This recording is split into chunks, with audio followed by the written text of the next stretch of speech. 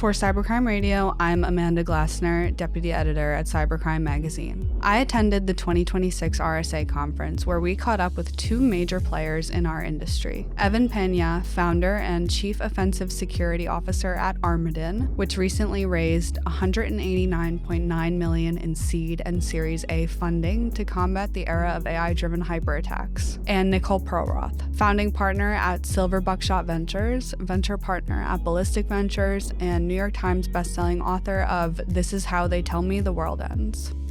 Nicole, I'll start with you. We're here filming at RSA right after your keynote presentation. Could you talk to us about it and tell us a little bit about your experience at RSA this year overall? Yeah, I have essentially spent my entire RSA with Kevin Mandia and Armadin. So every year, Kevin gives the state of the threat. And this year, it was obviously about how things are transforming with agents and autonomous attacks. And so Kevin presented sort of his annual assessment, and then we sat down and we talked about how things are changing and really how different this is from previous RSAs. We always come here with some new, novel, unprecedented attack in our minds, but this year there's so many coming from so many different directions, and many of them are now AI enabled. So, fortunately, we have Anthropic to thank for making their disclosure about what China was doing to essentially automate some of their MSS cyber espionage campaigns.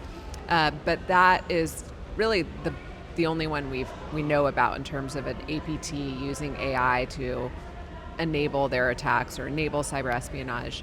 And it's really sort of like the trickle before the dam breaks. Mm-hmm.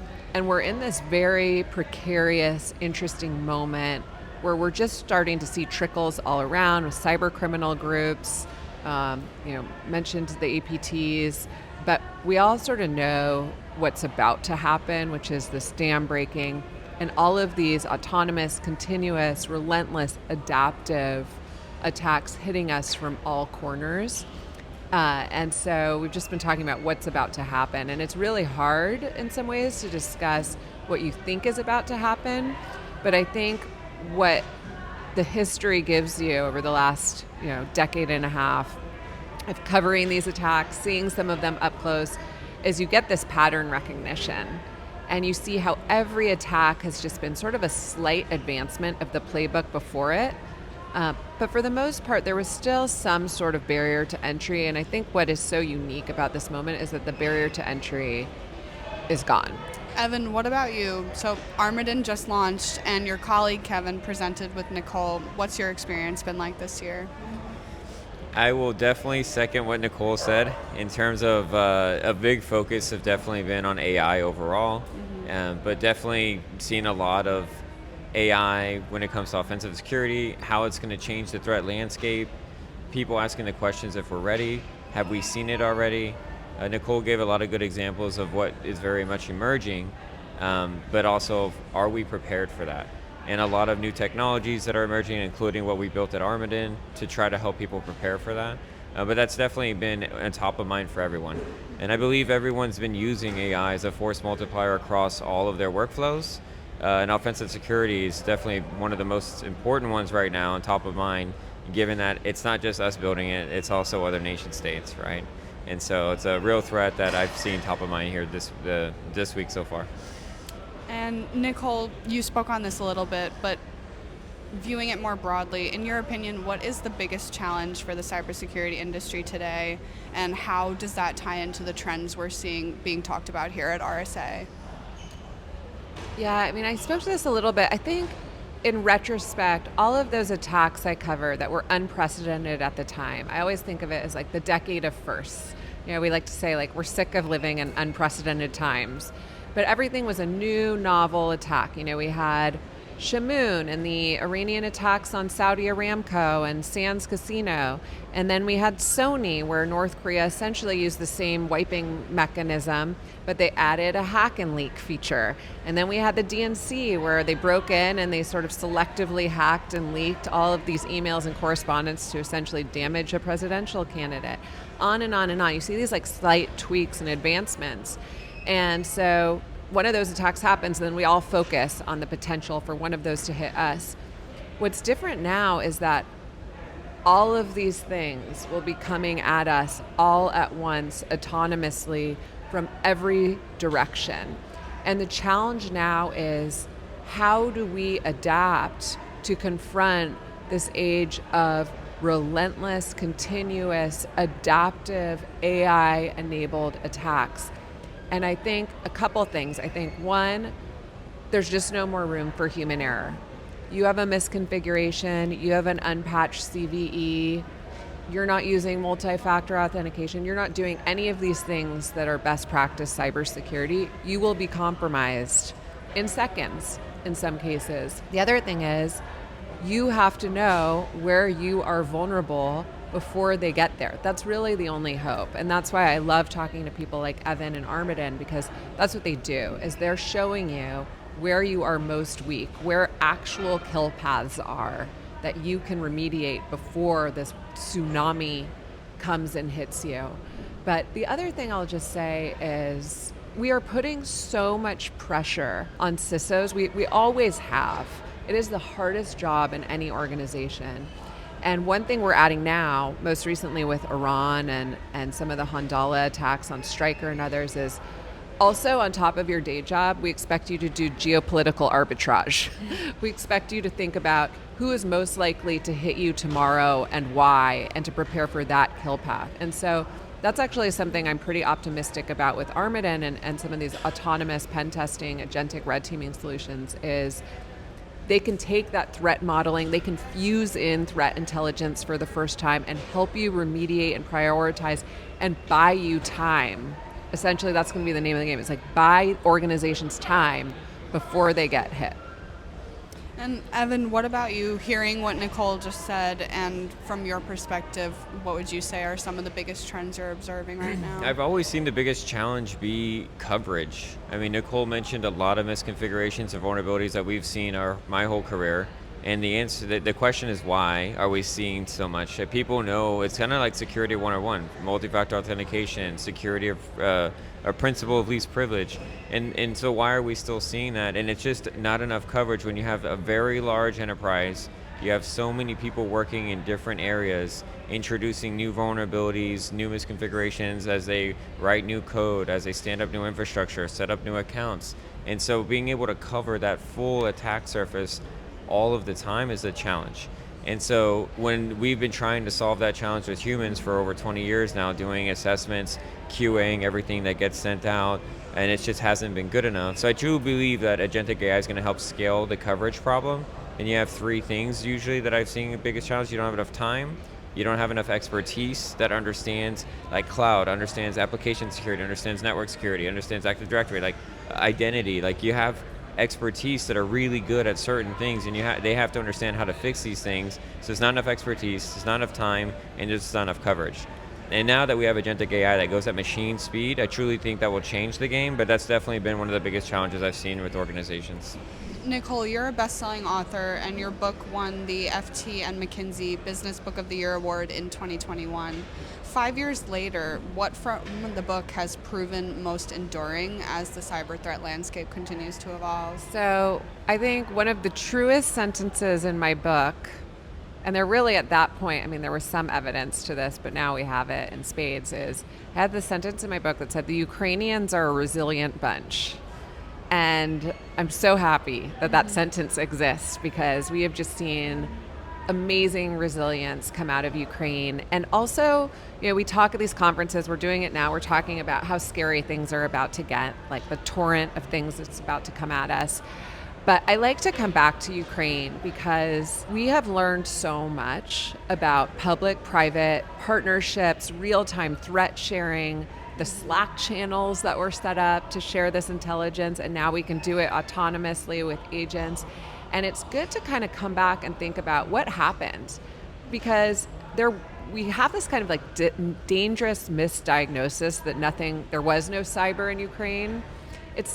There was a lot of cyber attacks against Ukraine. It just gets drowned out once the bombs start to drop, right? But there were unprecedented DDoS attacks, and then in came Google and AWS and Cloudflare to mitigate them. There were attacks on power stations.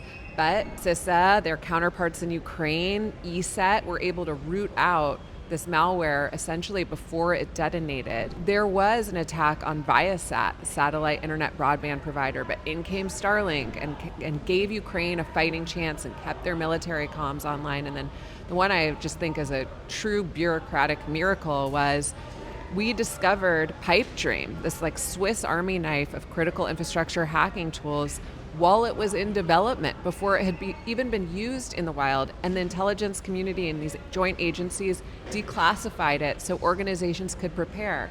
And I love coming back to that story because what it tells us is cyber defense is possible, but we have to be adaptive. We have to be constantly sharing threat intelligence.